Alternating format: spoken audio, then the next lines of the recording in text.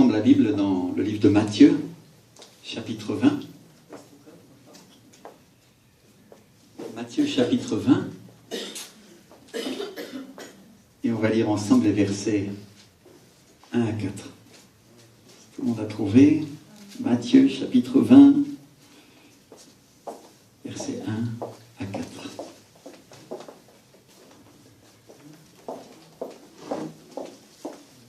Alléluia.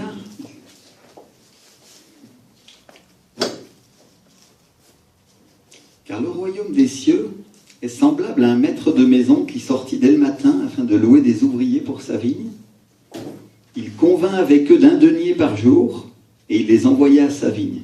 Il sortit vers la 3e heure et il en vit d'autres qui étaient sur la place sans rien faire et il leur dit « Allez aussi à ma vigne et je vous donnerai ce qui sera raisonnable. » Alléluia. Dites avec moi, allez aussi à ma vigne. Allez aussi à ma vigne. Amen. Et peut-être, mon frère, ma soeur, peut-être que en ce moment, tu es sur la place sans rien faire dans ta vie chrétienne. Mais aujourd'hui, le Seigneur te dit, viens dans ma vigne et je te donnerai ce qui est raisonnable. Alléluia. La vigne, c'est une représentation de l'église du Seigneur. Et mes frères et sœurs, il y a un salaire pour nous si nous travaillons pour lui. Dites avec moi, il y a un salaire. Alléluia, salaire. La Bible nous dit aussi dans ce passage que Jésus est sorti de nouveau à la 6e, à la 9e et à la 11e heure et qu'il a trouvé encore d'autres ouvriers qui étaient là sur la place. Et il leur a dit, pourquoi est-ce que vous vous tenez ici toute la journée sans rien faire? Pourquoi? Ils lui ont répondu, c'est que personne ne nous a loués. Personne ne nous a rien demandé, non? Et Jésus leur dit, allez aussi à ma vigne. Alléluia. Et la Bible nous dit que quand le soir est venu, le maître de la vigne a dit à son intendant, appelle les ouvriers et paye-leur leur salaire. En allant des derniers jusqu'au premier. Est-ce que quelqu'un ici sait qui est l'intendant du Seigneur? C'est le Saint-Esprit, intendant du Seigneur. Eliezer. Il est l'intendant de toute la maison. Eliezer est une image de l'Esprit du Seigneur dans la Bible, dans le livre de Genèse. Il est l'intendant sur toute la maison. C'est lui qui allait chercher une épouse pour Isaac. Vous comprenez ce que je suis en train de dire? L'Esprit du Seigneur, c'est lui qui vient chercher l'Église, c'est-à-dire l'épouse pour Christ. L'Esprit du Seigneur, le Saint-Esprit, est l'intendant. Alléluia, c'est quoi un intendant? C'est quelqu'un qui gère toutes les affaires de ta maison. Joseph était l'intendant de la maison, comment il s'appelait? De Potiphar. Potiphar, c'était la femme.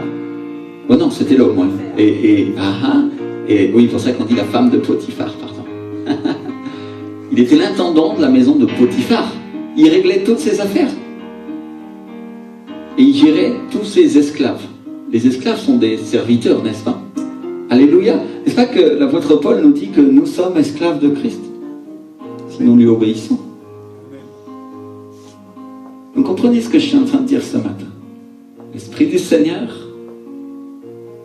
est l'intendant sur toute la maison et il gère tous ses serviteurs et toutes ses servantes. Et la Bible nous dit que le Seigneur a fait appeler les ouvriers en les faisant venir du dernier jusqu'au premier, c'est-à-dire en ordre inverse de celui dont il les avait recrutés. Il a dit au Saint-Esprit, paye-leur leur salaire. Il y a un salaire pour celui qui sert. Dis-le à ton voisin, à ta voisine, il y a un salaire. Si tu sers le Seigneur, alléluia, si tu sers le Seigneur. Et Et la Bible nous dit que les ouvriers qui avaient été recrutés en dernier sont venus, ils ont reçu chacun un denier. Et elle dit aussi que les premiers ouvriers, ceux qui avaient été recrutés en premier, sont venus ensuite. Et ils se sont imaginés qu'ils allaient recevoir plus parce qu'ils avaient souffert plus longtemps, non? Et la Bible dit que Dieu leur a donné à chacun aussi un denier.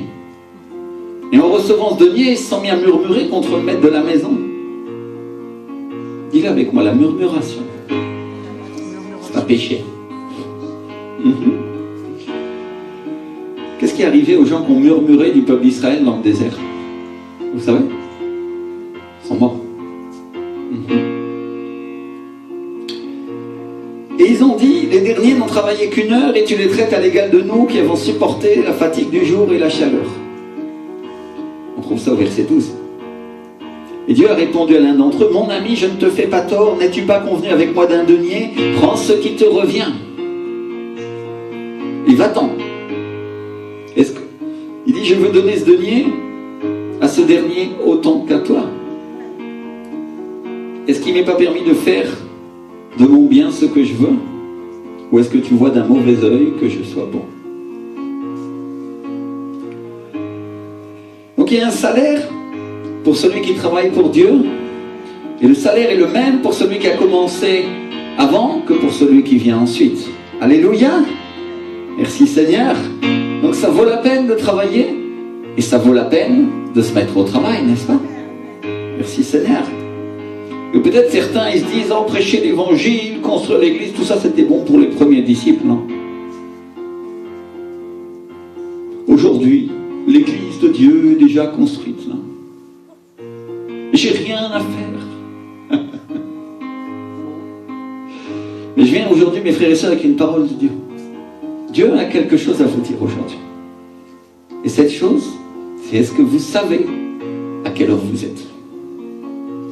Est-ce que vous connaissez l'heure spirituelle dans votre pays? Est-ce que vous connaissez l'heure spirituelle dans le monde aujourd'hui? C'est la dernière heure, n'est-ce pas? Mais j'ai une bonne nouvelle. Et cette bonne nouvelle, c'est que ceux qui vont se mettre à travailler à partir de maintenant vont recevoir la même chose que ceux qui ont travaillé avant. Alléluia! Dieu va vous donner le même salaire qu'il a donné aux premiers disciples, aux premiers chrétiens. Tu auras le même salaire que Paul. Peut-être tu n'auras pas les mêmes fruits, j'espère pour toi. Alléluia! Mais tu auras le même salaire que Paul, le même que Pierre, le même que les serviteurs de Dieu dans l'Ancien Testament. Élie, Élisée, alléluia. Est-ce que Jésus ne dit pas je suis bon? Donc Dieu veut nous donner le même salaire, il veut nous donner la même récompense. Parce que certains se disent ah non, si je suis plus saint, je suis moins saint, je suis meilleur, je suis moins bon. Dieu dit non, tu auras le même salaire. Alléluia, si tu travailles pour moi. Et que c'est conditionnel, non? Il y a une condition. Donc vous irez au ciel, vous aussi. Alléluia, qu'est-ce qui sait qui va aller au ciel? La gloire à Dieu, on a déjà des chrétiens qui savent. Ils ont la conviction du Saint-Esprit. Ils sont sauvés, non? Nous savons que nous allons aller au ciel. Merci Seigneur. Et quand vous irez au ciel, l'Esprit du Seigneur vous appellera par votre nom et dira, j'ai un salaire pour toi. Reçois ton salaire. Et si vous lisez le livre des Proverbes, qui est un livre dont la Bible dit qu'il est destiné à recevoir la sagesse de Dieu, au Proverbe 31, au verset 31, vous allez trouver dans le dernier verset, la Bible nous parle de la femme vertueuse qui est une représentation de l'Église qui travaille, et elle dit une chose, récompensez-la du fruit de son travail et qu'au porte ses œuvres les loue. Alléluia. Vous comprenez ce que Dieu est en train de vous dire? Aux portes, dis-le avec moi, aux portes du ciel, qu'est-ce qui va se passer? Les œuvres que tu as faites dans le Seigneur se tiendront là et elles te loueront. C'est elles qui diront, c'est lui qui a fait ça. Cette œuvre-là, alléluia. On est en train de parler des œuvres de l'Esprit, pas des œuvres des hommes. Ce que tu as fait en obéissant au Saint-Esprit, ce que tu as fait en servant le Seigneur, ce que tu as travaillé dans l'église du Seigneur, tout ça se tiendra à la porte du ciel et quand tu la franchiras, elles seront là et elles applaudiront. Alléluia. Ça veut dire, mes frères et sœurs, il y a des gens qui vont être plus applaudis que d'autres. Ça, c'est une réalité. Celui qui a sauvé des milliers d'âmes, par exemple, tu verras les milliers d'œuvres qu'il a accomplies pour le Seigneur qui se tiendront là. Il y aura une cohorte entière qui dira Alléluia. Le serviteur, la servante de Dieu, il passera un jugement comme les autres. Mais s'il appartient à Jésus, le même salaire. Alléluia. S'il a travaillé pour lui, le même salaire. Mais pas les mêmes œuvres. Elles sont deux notions différentes, non? Merci Seigneur. Et peut-être certaines personnes peuvent se dire à quoi servent les œuvres, à quoi ça sert ces œuvres pendant que je suis sur la terre. Jésus il répond à cette question-là. Il dit, j'ai un témoignage plus grand que Jean. Il dit avec moi, un témoignage plus grand. Je fais les œuvres que le Père m'a donné d'accomplir. Ces œuvres mêmes que je fais témoignent de moi que c'est le Père qui m'a envoyé. Vous trouvez ça en Jean 5, 36. Donc à quoi servent les œuvres? À quoi ça sert les œuvres pour les autres? Ça sert à donner témoignage de lui. Et ça sert aussi à donner témoignage de toi. De ce que tu es, un fils ou une fille de Dieu. Les œuvres, ça sert à ce que les hommes voient ces œuvres et ils sachent que tu appartiens à Dieu. Alléluia. C'est-à-dire qu'elles rendent témoignage de Dieu et elles rendent témoignage de toi. Dites avec moi, les œuvres. Les œuvres rendent témoignage de qui je suis. Les œuvres vont m'applaudir quand j'irai au ciel. Elles m'attendront aux portes du ciel. Alléluia. Les œuvres de l'esprit, pas les œuvres de la chair. Ça veut dire quoi? Le religieux qui a donné son corps pour servir les pauvres. Si ce n'est pas une œuvre que le Saint-Esprit lui a ordonné de faire, vous savez ce que ça veut dire? C'est une œuvre qui n'existe pas pour Dieu.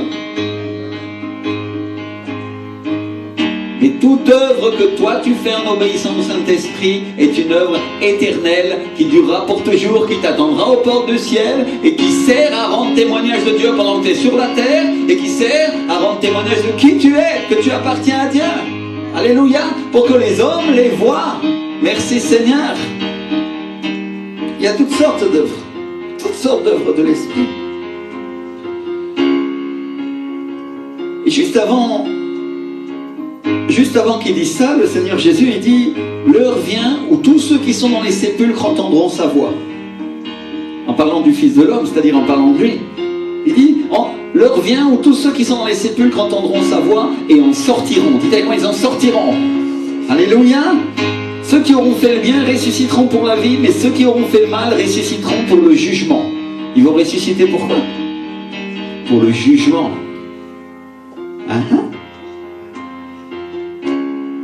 Et donc, Dieu parle de deux choses. La première, c'est qu'il va descendre aux enfers, délivrer les esprits en prison. C'est Jésus, n'est-ce pas? Et c'est pour ça qu'il dit, ceux qui sont dans les sépulcres, ceux qui sont morts, entendront ma voix. Parce que je vais descendre là et je vais leur parler, n'est-ce pas? Et ça, c'est déjà arrivé, mes frères et sœurs. Alléluia. Et Dieu a donné un signe prophétique quand il est mort à la croix et ressuscité. Le voile du temple s'est déchiré. Et la Bible dit que ceux qui étaient dans les tombeaux ont ressuscité. C'est-à-dire, il y a des gens qui étaient morts à Jérusalem, les tombes se sont ouvertes et ils sont sortis en parlant aux gens et en disant Alléluia.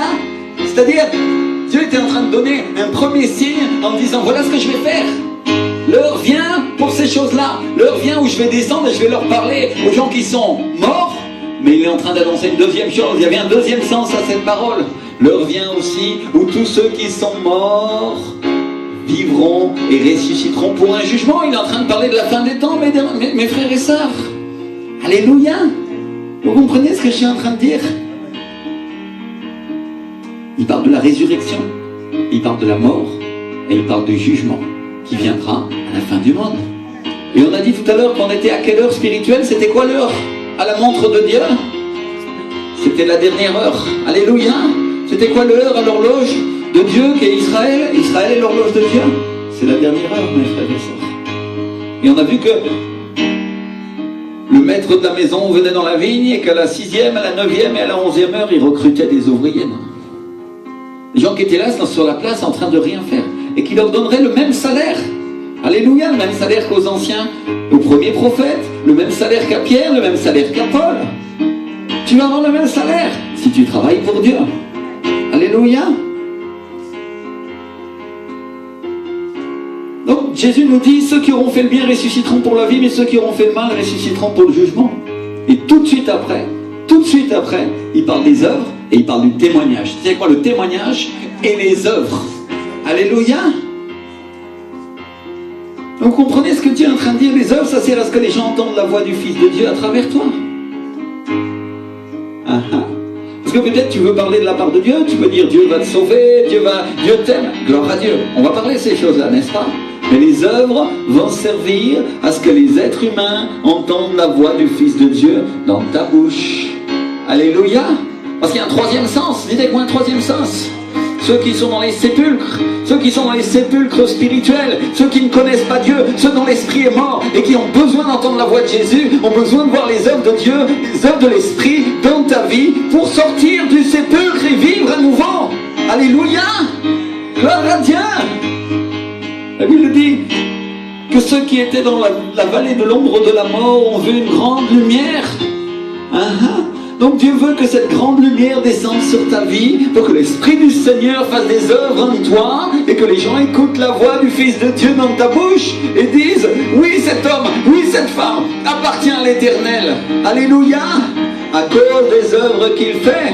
N'est-ce pas que Jésus a dit aux pharisiens, si vous ne voulez pas me croire, croyez pas en moi, mais au moins, à cause des œuvres, croyez.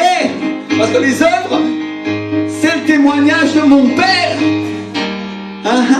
Mon frère, ma soeur, Jésus est le premier d'un grand nombre de frères. Il est venu nous montrer l'exemple. Il est venu montrer ce que nous devons faire. Et ce que Dieu est en train de dire, il dit ici, vous voulez parler de mon Père?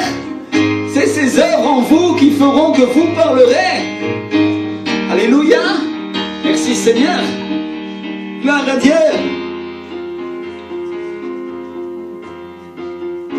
Donc les œuvres, ça sert à ce que les hommes les voient et qu'ils sachent que tu appartiens à Dieu pour qu'ils soient exhortés, eux aussi, à faire le bien.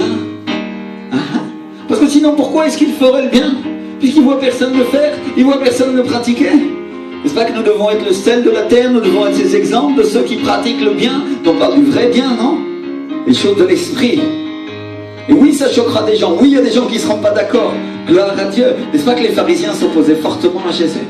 Mais mon frère, ma soeur, toutes les œuvres du Seigneur parlaient du Père. Toutes les œuvres de Jésus-Christ parlaient du Père. La résurrection, quand il a ressuscité des morts, quand il a guéri des malades, quand il a chassé des démons, parlait de la nature du Père et montrait et prouvait au monde qu'il était le Fils de Dieu. Et c'est ce que Dieu veut pour ta vie aujourd'hui. Que tu fasses les œuvres que l'Esprit du Seigneur te donne à faire pour qu'il soit montré au monde que toi aussi tu es un fils et une fille de Dieu. Alléluia. Entendez ce que l'Esprit du Seigneur est en train de dire à l'Église? Non pas comme un reproche, mais comme une exhortation.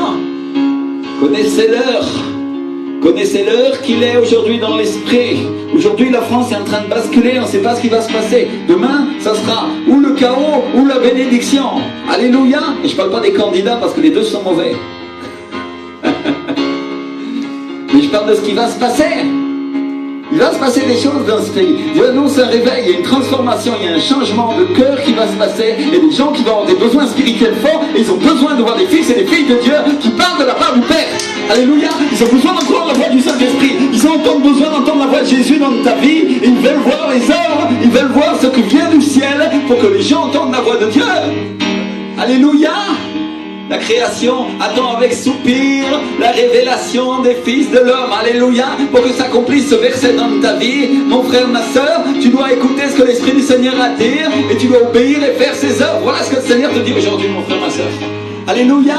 Et il me le dit à moi aussi. C'est-à-dire, il n'y a pas d'exemption. Moi aussi, je suis employé pour être ouvrier dans la vigne du Seigneur. Si je ne fais pas mon travail, Dieu me reprendra comme à vous. Avec plus de raison parce qu'il m'a mis comme maître de la maison aujourd'hui. Gloire à Dieu que c'est moi qui dirige aujourd'hui, n'est-ce pas? Le Saint-Esprit dirige sur ma vie. Et il nomme un intendant sur cette maison. Et un intendant est chargé de faire quoi, mon frère, ma soeur? D'ordonner et de diriger. Alléluia. Ça veut dire quoi? S'il y a des tâches à faire, s'il y a des choses à faire, c'était à Joseph que les serviteurs venaient rendre des comptes. Joseph, le maître Potiphar, va déjeuner avec sa femme. Il faut qu'on prépare la table. Il faut qu'il y ait une nappe aujourd'hui qui soit placée. Il faut qu'on aille tuer des brebis. Il faut qu'on aille chercher des oies près du Nil. Joseph donnait ses ordres à toute la maison. Et tout le monde la suivait comme si c'était la voix de Potiphar. Pourquoi? Parce qu'il était l'intendant. L'autorité déléguée passait dans sa vie. Non pas parce que Joseph avait envie de diriger la maison, il avait bien autre chose à faire, il aurait voulu rentrer chez lui, mais parce qu'il était appelé à faire ça, parce que c'était son travail, l'autorité lui était déléguée de la part du maître de la maison. Alléluia. Est-ce que quelqu'un comprend ça? Et la Bible dit, si tu es fidèle sur peu de choses, tu seras placé sur des grandes choses. Ah, vous savez ce que Dieu a fait? Il a affligé Joseph et il l'a mis dans la prison. Je n'avais pas prévu de parler de ces choses-là, mais l'Esprit du Seigneur est en train d'en parler. Il y a eu de la persécution sur la vie de Joseph parce qu'il était obéissant, fidèle et béni. Et la femme de Potiphar a fait tomber Joseph pour qu'il devienne. Vous comprenez ce qui est en train de se passer? Quand il y a une affliction, quand il y a une condamnation, quand il y a une œuvre du diable qui vient sur vos vies parfois, ça vient pourquoi? Pour que vous soyez bénis. À la fin, il a été le maître de la prison. Alléluia. Merci Seigneur. Et pendant que Joseph s'affligeait dans sa prison et pleurait et disait ces choses-là, jamais on va me sortir, ils vont jamais se souvenir de moi. Il avait l'explication des rêves pour le panetier, pour les chansons du roi, à qui on a supprimé la vie.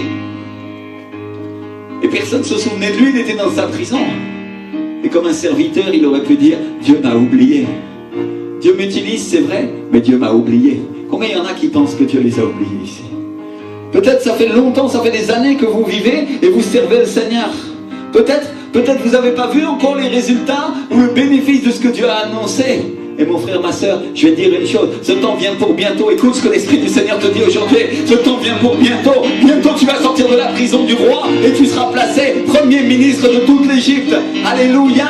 Bientôt tu vas sortir de cet endroit spirituel, ce cachot dans lequel tu étais enfermé. Et l'Esprit du Seigneur te placera en haut et non plus en bas. Tu seras la tête et non pas la queue.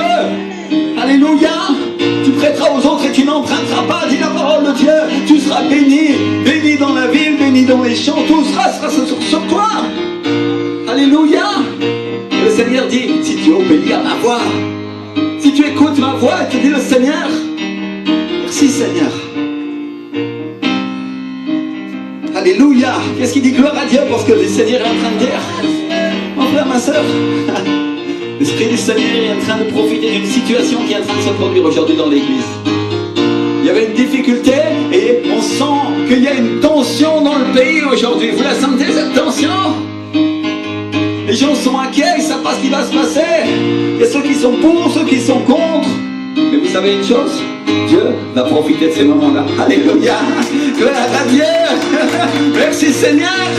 Oh, mon frère, ça, je n'avais pas prévu de dire des choses comme ça. L'Esprit du Seigneur s'empare de moi et ouf. Merci, merci mon Dieu. Alléluia. Il va se passer des choses. Il y aura une transformation. Et les champs sont prêts pour la moisson. Alléluia. Ça veut dire qu'il y a des âmes qui vont écouter ce que tu as à dire. Avant, elles n'écoutaient pas. Avant, elles ne voulaient rien savoir. Demain, elles vont écouter parce que tu parles de Dieu. Alléluia. Merci Seigneur.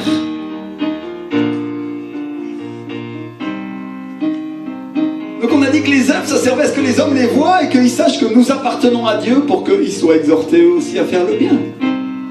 Dis avec moi, nous devons être des exemples. Nous devons être des exemples de personnes qui pratiquent le bien. Et donc, Dieu ne veut pas que les hommes et les femmes soient jugés, au contraire, il veut leur faire du bien. Et ça, c'est la raison pour laquelle il veut que ses serviteurs et que ses enfants le représentent en bien. Alléluia. Est-ce que vous comprenez pourquoi Dieu corrige ses enfants parfois? Pourquoi Dieu fait de la sélection aussi parmi le peuple de Dieu, de celui qui veut lui obéir et celui qui ne veut pas lui obéir? Parce qu'il veut que ses enfants soient représentatifs, pour que la parole de Dieu s'accomplisse et dise, il y a beaucoup d'appelés, mais peu d'élus. Parce que certains ils disent, pourquoi j'ai vu tellement de gens tomber à mes côtés? Pourquoi mon frère, ma soeur qui suivait Dieu il y a 2 jours, il y a une semaine, d'un coup il n'est plus là aujourd'hui et il fait n'importe quoi? Mon frère, ma soeur, parce que son cœur a été jugé par Dieu, parce que l'Esprit du Seigneur a condamné ce qu'il faisait, ses œuvres n'ont pas été approuvées devant Dieu et les tiennes le sont encore. Remercie Dieu que la grâce de Dieu te permet d'être assis ici. Alléluia. Parce que Dieu, qu'est-ce qu'il dit en espagnol? N'a pas hijos consentidos. Comment se traduirait ça? Ma soeur, elle rit. Elle n'a pas d'enfant, il n'a pas d'enfant gâté. Dieu ne fait pas exception de personne. C'est pas parce que c'est son fils qu'il va obtenir tout. Il est son fils, il montre qu'il l'est parce qu'il fait les œuvres de l'esprit, mon frère, ma sœur. Vous savez ce que Dieu m'a dit un jour à propos des gens qui ne faisaient pas les œuvres de l'esprit? Ils ne sont pas mes enfants.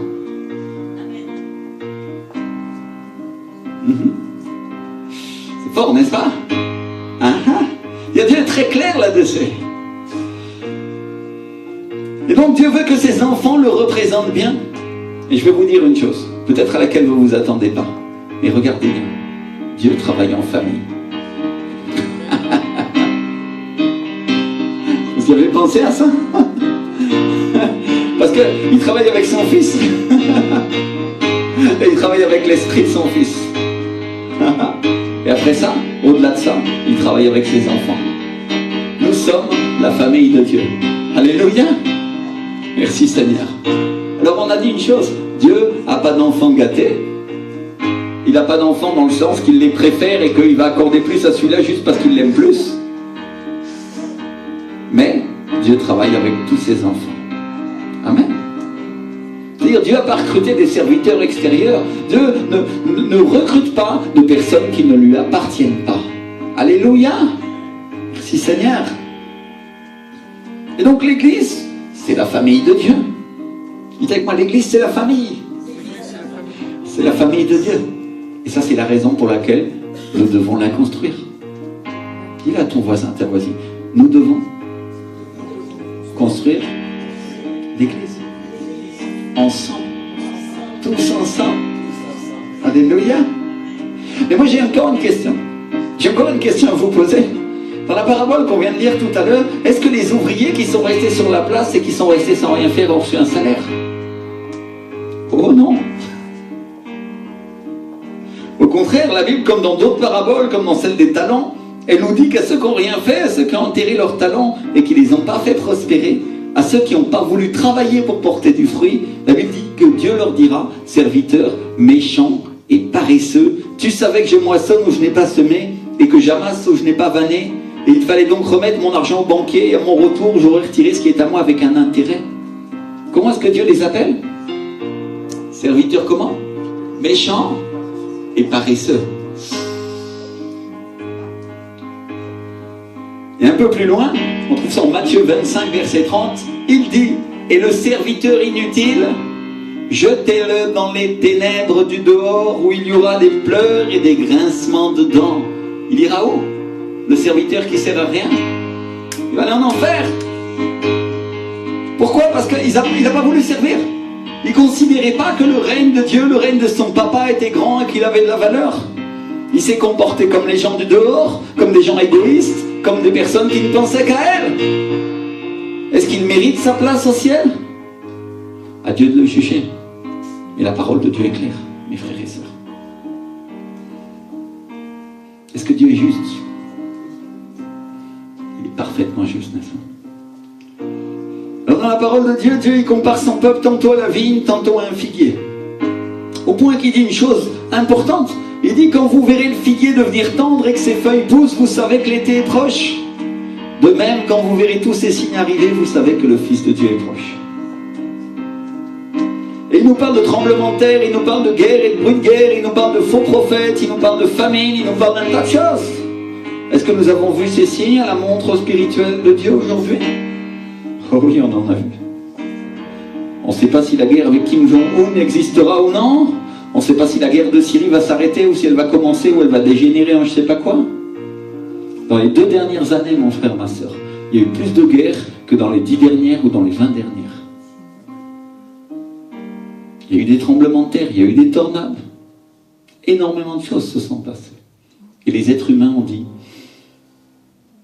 c'est la vie. Ça arrivait avant, alors ça arrivera encore demain. Et le diable est en train de préparer son avènement, mon frère, ma soeur. Ceux qui sont spirituels savent déjà que l'antéchrist est prêt à s'asseoir sur le trône. Alors nous devons savoir ces choses-là, nous devons comprendre. Et la Bible nous parle aussi du fait qu'on sera livré dans les tribunaux pour servir de témoignage. Et ça, mon frère, ma soeur, c'est déjà en train d'arriver. Et c'est en train d'arriver en France. Où des chrétiens, ils sont conduits devant des instances officielles parce qu'ils sont accusés de croire en Dieu.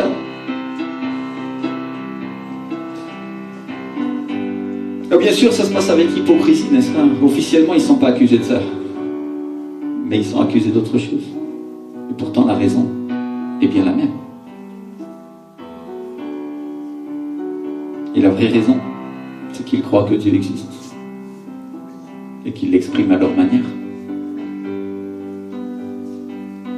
Le Seigneur dit aussi, avant que le jugement arrive, il faut premièrement que la bonne nouvelle soit prêchée à toutes les nations. C'est Marc chapitre 13, verset 10. Il est avec moi, premièrement. Avant que le jugement arrive, il faut qu'il se passe quelque chose. La bonne nouvelle doit être prêchée à toutes les nations. Alléluia! Et donc la première chose qu'on doit comprendre, c'est quand on verra ces signes, on doit s'attendre à ce que Jésus revienne et on sait que ça sera bientôt la fin. Et la deuxième chose, et ça c'est en relation avec le figuier, avec l'exemple du figuier, c'est quand vous allez voir le figuier, c'est-à-dire l'église devenir grand et prospère, mes frères et sœurs, alors viendra la fin. Bien ce que je te dis d'aujourd'hui. Écoute bien ça. Quand le figuier va grandir, quand ses feuilles deviendront tendres, le figuier c'est l'église. Quand il deviendra grand et prospère, alors viendra la fin. Il y a beaucoup de serviteurs et de servantes de Dieu qui croient que Dieu va amener un réveil mondial. Alléluia, j'en fais partie. Dieu a amené un réveil en Colombie, dans l'église de mon père spirituel. Alléluia, Dieu a amené des réveils en Argentine. Dieu a amené des réveils un petit peu partout. Mais Dieu va commencer à amener un réveil dans le monde entier. Ça va commencer à secouer, ça va commencer à secouer, ça va commencer à secouer. Et l'église de Dieu va grandir, mon frère, ma soeur. Il va y avoir une croissance extraordinaire. Mais une chose que tu dois savoir, c'est que quand cette croissance sera finie, quand l'église sera déjà grande, dans le monde entier, tu sais ce qu'il y aura? Alors viendra la fin. Alors viendra la fin.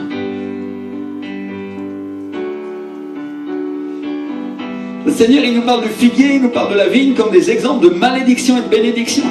Bénédiction quand elle prospère, quand elle porte du fruit, non? Malédiction quand elle se dessèche, qu'elle ne porte pas de fruit. Vous comprenez, le Seigneur, il nous parle de l'Église. L'Église, c'est une bénédiction pour le pays, pour les gens quand elle prospère. Et c'est une malédiction quand elle ne prospère pas et quand elle ne travaille pas. Pourquoi? Parce qu'elle dégénère en religion, en toutes sortes de choses tordues, au lieu d'amener la puissance surnaturelle du Saint-Esprit. Au lieu d'amener la guérison et les miracles, elle amène des paroles et des commandements d'homme. Ça devient une malédiction. Mais c'est une bénédiction pour le pays quand elle prospère et qu'elle porte du fruit. Alléluia! Combien veulent porter du fruit aujourd'hui? Merci Seigneur. On veut tous porter du fruit. Et dans la Bible, on trouve le Seigneur occupé à couper, occupé à retrancher tout ce qui ne porte pas de fruits. Et il parle des chrétiens, il dit qu'il coupe les sarments de la vigne, n'est-ce pas? Qui sont les branches, qui sont inutiles et mortes, ou qui se dessèchent, ou qui ne portent pas de fruits. Vous comprenez mieux ce que Dieu fait dans l'église quand ton frère, ta sœur d'un coup dit « Je ne suis plus chrétien, je ne vais pas à l'église », maintenant où il devient rebelle ou quelque chose comme ça. Mon frère, ma sœur, si la sève de Dieu coule toujours en toi, c'est que tu es porté par le Seigneur. Alléluia! Et c'est une grâce, et c'est une pure grâce, mais le Seigneur te demande de travailler. N'est-ce pas que toutes ces choses sont arrivées pour nous servir d'exemple? N'est-ce pas que toute la condamnation qui est arrivée dans l'Ancien Testament, l'apôtre Paul le dit et c'est biblique, ces choses sont arrivées pour que ça nous serve d'exemple, pour que nous n'ayons pas de mauvais désirs comme ils en ont eu. Mauvais désir de faire que ma propre volonté, mauvais désir d'être un chrétien tiède, hypocrite, mauvais désir d'être quelqu'un qui fait des alliances humaines au lieu de faire des alliances divines. Vous comprenez? Tout cela est un exemple. Et tu vois tes frères et sœurs encore aujourd'hui qui commettent des erreurs ou des péchés, tu dis Seigneur,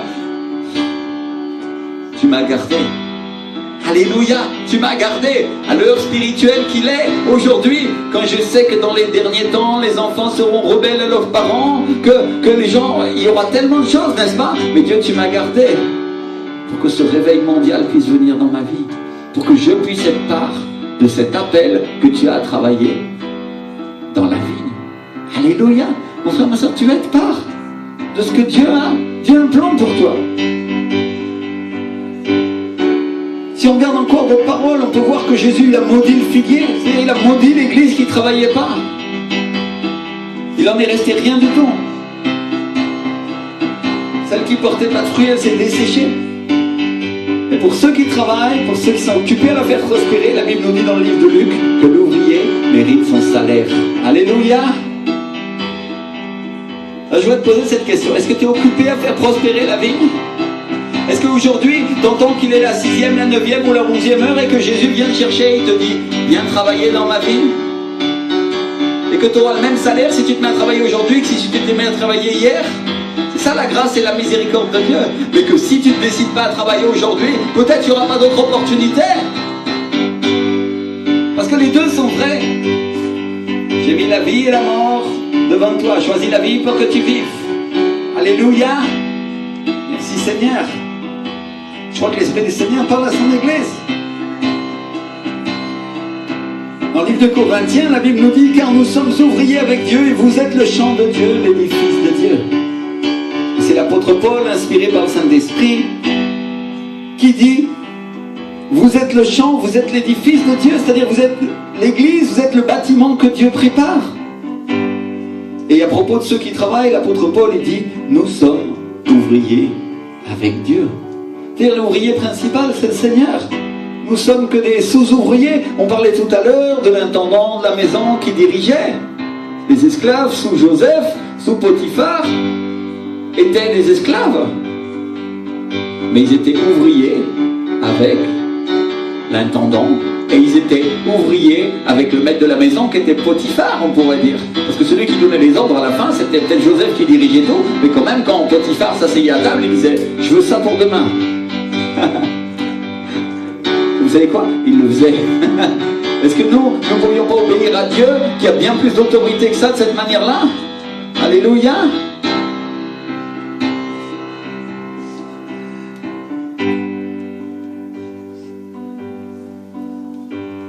Et donc si tu travailles dans la vigne, si tu réponds à son appel, et je veux dire ça à ceux qui vont écouter cet enregistrement aussi, si tu travailles dans la vigne, si tu réponds à son appel, tu es un ouvrier avec Dieu.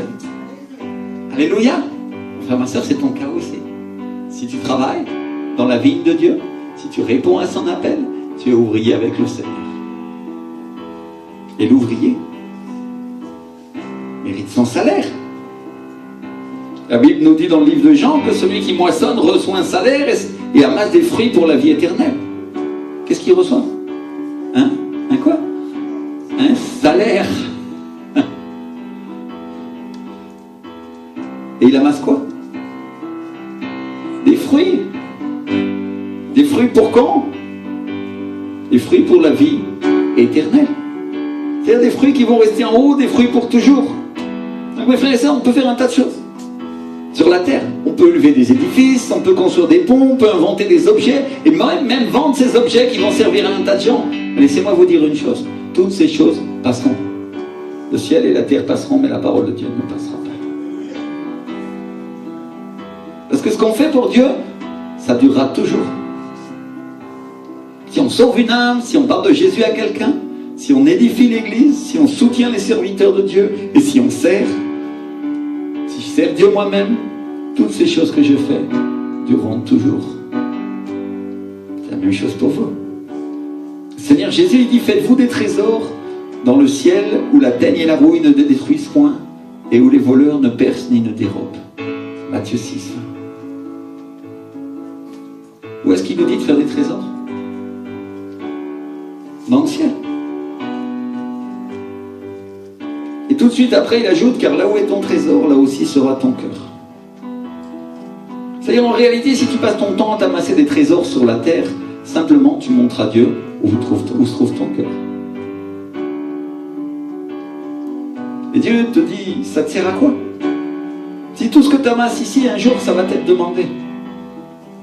Toutes les richesses, les baskets Nike que tu aimes tellement, et tu fais une collection, tu en as toute une étagère, tu es prêt à vendre ton âme au diable pour en avoir. Peut-être Dieu parle à quelqu'un ici. Ou le travail que tu aimes tellement, et tu accumules de l'argent sur ton compte, et je sais pas. Tout ça va te demander un jour. Mais Dieu te dit, mais tout ce que tu amasses pour moi, tout ça, ça t'appartiendra. Peut-être certains vont dire, comment ça va m'appartenir si je l'amasse pour toi, Seigneur? Vous avez jamais lu la parabole des mines? Quand le Seigneur revient, au moment où il est investi de l'autorité royale, La Bible dit qu'il fait appeler auprès de lui ses serviteurs pour qu'ils lui rendent des comptes. Encore. Et ils doivent rendre des comptes sur la manière dont ils ont fait valoir ces mines et sur la manière dont ils les ont administrées. Et la Bible dit que celui qui avait les 10 mines, non seulement reçoit la mine de celui qui n'avait rien fait, mais en plus il reçoit le gouvernement de 10 villes. Qui est-ce qui a déjà lu ça dans la parole? Vous n'avez pas lu ce que dit le Seigneur à propos de ce qu'on va faire en haut? Quand il dit que nous régnerons avec lui, que nous jugerons les anges, mon frère et sœur. Les 10 villes, il les reçoit avant ou après le retour du Seigneur? Vous comprenez ce que le Seigneur est en train de vous dire, mes chers frères? Et quand nous servons le Seigneur, nous préparons notre éternité, nous préparons ce que nous ferons en haut, mes frères et sœurs. Alléluia. C'est-à-dire, quand tu sers Dieu, tu prépares la richesse, tu prépares l'influence, tu prépares la bénédiction que Dieu va te donner en haut pour que tu puisses administrer ces villes dont le Seigneur est en train de te parler. Alléluia. Quand tu sers le Seigneur, ici. La Bible nous dit que celui qui moissonne reçoit un salaire, amasse des fruits pour la vie éternelle, afin que celui qui moissonne et celui qui sème se réjouissent ensemble. Alléluia. Donc il y a un salaire pour celui qui moissonne, mais aussi pour celui qui sème, pour qu'ils se réjouissent ensemble. Alléluia. Dis là à ton voisin, ta voisine, il y a un salaire si tu parles de Jésus. Il y a un salaire si tu sèmes la parole de Dieu. Et il y a un salaire si tu ramènes une âme ici à l'église pour le Seigneur. Alléluia. C'est-à-dire, Dieu va se rappeler de toi et il va te donner le même salaire à celui qui sème et à celui qui moissonne. Bien sûr, c'est plus agréable. Tu dis, on a gagné quelqu'un pour le Seigneur. Gloire à Dieu, n'est-ce pas? Mais celui qui a semé aura le même salaire. Alléluia. Et tu sais ce qui va se passer? Ils vont se réjouir ensemble. Il y aura de la réjouissance dans l'église. Alléluia. Il y aura de la réjouissance dans le ciel. La Bible dit que les anges font la fête et se réjouissent quand il y a une seule âme qui vient au ciel, qui donne sa vie à Jésus. Alléluia. Merci Seigneur. Donc la Bible dit que Dieu aurait pu envoyer des anges, mais qu'il a plu à Dieu de sauver les hommes par la folie de la prédication de l'évangile. C'est-à-dire, Dieu nous a tenu en compte, il a voulu qu'on participe, il a voulu qu'on porte du fruit.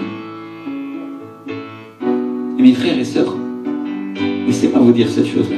Ce que tu fais te qualifie pour ce que tu vas faire en haut. Alléluia. Je le répète, ce que tu fais te qualifie pour ce que tu vas faire en haut. Alléluia. Merci Seigneur. Si je regarde la parabole des mines, juste avant de la prononcer, Jésus il était entré à Jéricho. Et la Bible dit qu'il est allé loger dans la maison d'un publicain qui s'appelait Zachée. Tout le monde connaît cette histoire? Que Zachée voulait voir Jésus, il est monté à un arbre et Jésus lui a dit, je viens habiter dans ta maison. Et lui il était là, gloire à Dieu, non? Et donc ce publicain, c'était un collecteur d'impôts, et les gens détestaient les collecteurs d'impôts parce que la plupart d'entre eux, c'était des voleurs. Mais juste après que Zachée se soit repenti, il a commencé à dire qu'il allait rendre aux pauvres la moitié de ses biens. S'il avait causé du tort à quelqu'un, il allait lui rendre le quadruple. Jésus lui a dit, ou il a dit à tout le monde, le salut est entré aujourd'hui dans cette maison, parce que celui-ci est aussi un fils d'Abraham. Alléluia. Et il dit une phrase qui va rester dans les annales, parce qu'il dit, car le Fils de l'homme est venu sauver ceux qui étaient perdus. Vous comprenez ce que le Seigneur est en train de dire? Il est venu sauver celui qui était perdu. Et la Bible dit que pendant que les gens écoutaient ça, c'est le moment où Jésus choisit cet instant pour prononcer la parabole des mines. Et il le fait pour deux raisons. La première, c'est que il voulait que les gens comprennent que c'était pas encore le temps pour lui de régner, parce que comme il était près de Jérusalem, comme les gens voyaient les miracles, tout ce que Jésus faisait, les gens y croyaient que le royaume de Dieu allait venir tout de suite. La Bible le dit clairement. Les gens croyaient que le royaume de Dieu allait apparaître. C'est-à-dire le ciel était tellement sur la terre à cet instant-là que les gens disaient, bon ça y est, c'est la fin des temps et le Seigneur vient régner. Et il vient à Jérusalem. Ils attendaient le Messie. Et donc Jésus dit ça parce qu'il voulait que les gens comprennent bien, c'est pas maintenant. Je vais partir en voyage. Et quand je vais revenir, et ça c'est la deuxième raison, je voudrais que vous compreniez que je ne suis pas là pour vous condamner, mais plutôt pour vous sauver, et que je vous demanderai des comptes ensuite de ce que vous avez fait avec ce salut.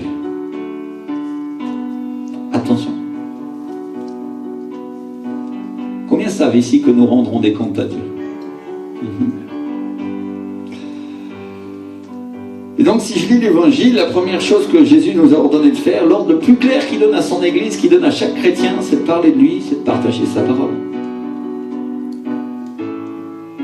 On trouve ça dans le livre de Matthieu, chapitre 28, où Jésus, avant de partir, avant d'être enlevé au ciel, il dit, allez, faites de toutes les nations des disciples, en les baptisant au nom du Père, du Fils et du Saint-Esprit, et enseignez-leur à observer tout ce que je vous ai prescrit, et voici, je suis avec vous tous les jours jusqu'à la fin du monde. Et le Seigneur Jésus, il est très clair sur la mission qu'il nous a donnée, sur le fait que la priorité que nous devions avoir dans notre vie, c'était pas de nous occuper de nos petites affaires, nos petites vies personnelles, c'était pas de faire carrière ou d'être un homme ou une femme reconnue, non, non. La priorité, c'était son Église. Alléluia. Disais que moi, la priorité, c'est l'Église du Seigneur. Et la priorité, c'est de faire des disciples, la priorité, c'est de gagner des âmes. Et nous devons construire, nous devons édifier son Église. Tous ensemble, nous avons notre rôle à jouer pour l'édification de l'Église. Alléluia. Et Dieu nous parle de l'Église, non pas en parlant du bâtiment, mais en parlant des âmes. Parce que Dieu se moque du bâtiment. Ce qu'il veut, c'est les gens. Dites avec moi les gens. Dieu veut les gens. Ce que le Seigneur veut, c'est les âmes. Il est venu pour sauver les gens. Le bâtiment, c'est pratique, c'est confortable. Gloire à Dieu pour le bâtiment. On prie pour le bâtiment, non? Merci Seigneur. Mais il y a une chose pour laquelle on devrait prier en priorité. C'est les âmes. Merci Seigneur. Tu devrais prier. Dis-le à ton voisin. Tu devrais prier pour que Dieu t'utilise pour sauver des âmes. Alléluia. Parce que le bâtiment va venir à partir du moment où Dieu envoie les âmes. Vous comprenez ce que j'essaye de dire? Est-ce que vous pensez que Dieu ne donne pas une maison à son peuple? Il les laisse habiter dehors comme des moins que rien. Non. Il nous aime, non? Dieu va nous donner une maison formidable dans laquelle nous allons pouvoir prêcher l'évangile, on va pouvoir parler du Seigneur, il y aura beaucoup de personnes sauvées. Dieu a prévu tout ça, Dieu a un plan pour ça. Mais ce que Dieu veut en priorité dans ta vie, c'est que tu t'occupes des âmes. Alléluia. Merci Seigneur. Parce que ce que Dieu veut, c'est que les choses ne soient pas mises à l'envers, où il dit, d'abord je donne le bâtiment, et après vous aurez les âmes. Non, je dis, prenez les âmes, et ensuite vous aurez le bâtiment. Alléluia. Est-ce que c'est pas la même chose avec les offrandes? Seigneur, bénis-moi d'abord et après je t'apporterai de l'argent pour ton église. Et Dieu te dit non, donne-moi d'abord ce que tu as d'argent, même si c'est pas grand-chose. Crois en moi et moi je te donnerai l'argent dont tu as besoin. Alléluia. Avec le principe de foi, sont toujours les mêmes, ils s'appliquent toujours. Hein. C'est toujours la même chose. Et on doit prier pour que Dieu sauve les gens et qu'il nous utilise, non? Pour que la parole de Dieu s'accomplisse. Ce qui est écrit dans le livre du prophète Ésaïe, chapitre 52, verset 7, qui dit qu'ils sont beaux sur les montagnes les pieds de ceux qui apportent la bonne nouvelle, qui publient le salut. Mais mes frères et sœurs, Dieu a une bénédiction pour celui ou celle qui publie la bonne nouvelle. Entends ce que je te dis aujourd'hui, mon frère, ma sœur? L'Esprit du Seigneur va te bénir. Dieu va être avec toi si tu parles de Jésus, si tu parles de son sacrifice à la croix à quelqu'un. Peu importe la manière dont tu le fais. Je vais vous donner un témoignage. Cette semaine, je suis allé chercher le pain. Il y avait des voyous à la place dans mon quartier où je vais chercher le pain. Ils ont installé un bar récemment, et bon, c'était déjà pas très bien fréquenté, mais maintenant ça l'est encore moins. Et de loin, j'en vois un qui me regarde comme ça, mal. Vraiment mal. Je dis, waouh, sûrement il pense que je suis un flic ou quelque chose comme ça, non? Et je vais faire mes courses, et puis je reviens, et puis je vais à la boulangerie et tout, et puis je vois le groupe qui se rapproche comme ça, et puis je vois qu'il veut me parler, je dis, ah. Et les boulangers, ils commençaient à être inquiets, ils disaient, ouf, qu'est-ce qui va se passer, moi? Il y en a un qui vient, il me parle comme ça. Parce que quand je suis passé, j'ai oublié de vous dire, en entrant dans la boulangerie, moi aussi je les ai regardés mal. Un par un, comme ça. Bien regarder leur tête, pour être sûr que s'ils me faisaient du mal, après j'irais à la police, j'irais c'est lui. On a le droit, non? Et le gars vient à la sortie, il me dit, pourquoi tu nous regardes comme ça? Je dis, avant, toi ça te gêne qu'on te regarde mal? Et qu'est-ce que tu penses de ce que Jésus pense de toi? Qu'est-ce qu'on en a à faire de ce que pensent les autres? Et j'ai commencé à lui parler du Seigneur et le groupe s'est enfui, littéralement enfui.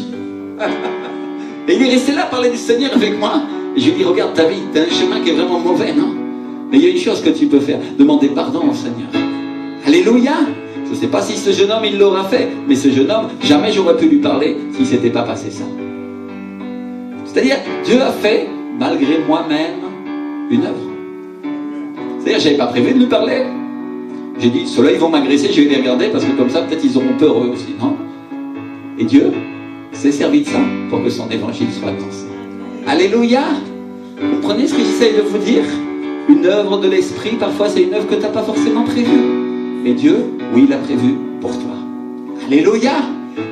Parce que s'il t'avait dit, va parler à celui-là, peut-être tu aurais dit, ah non, non. En plus, il est sous, en plus, ils sont 10. Non, non, non. Je ne vais pas le faire, Seigneur. Vous comprenez ce que j'essaye de dire?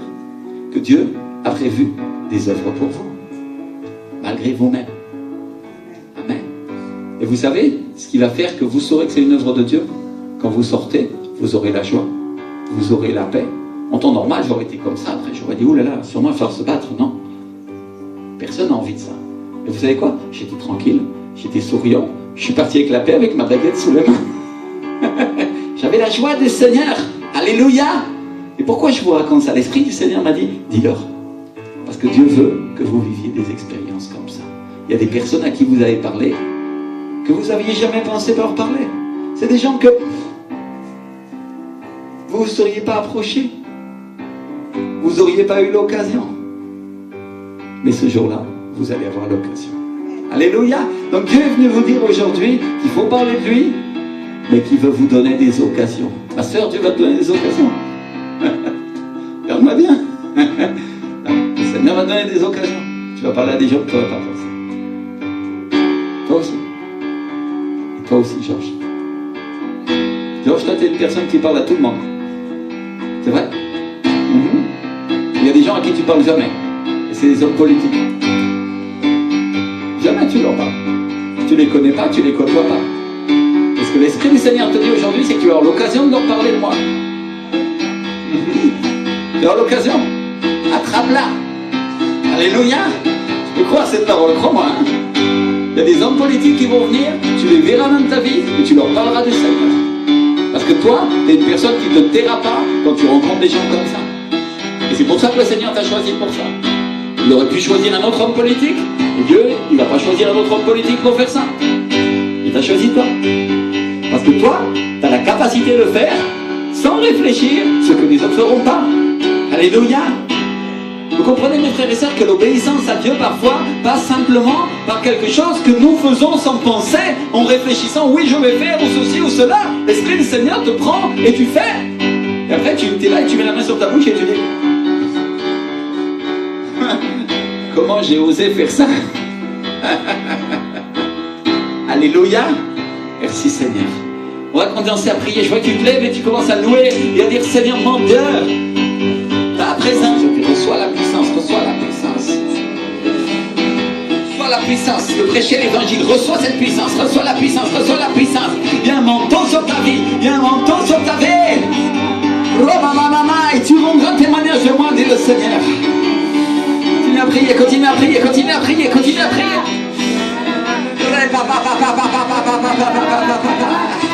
Il y a un vent pour l'évangélisation. Alléluia, alléluia.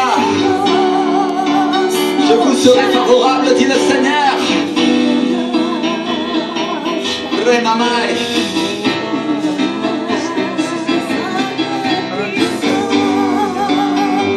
Vous serez favorable, je vous serai favorable.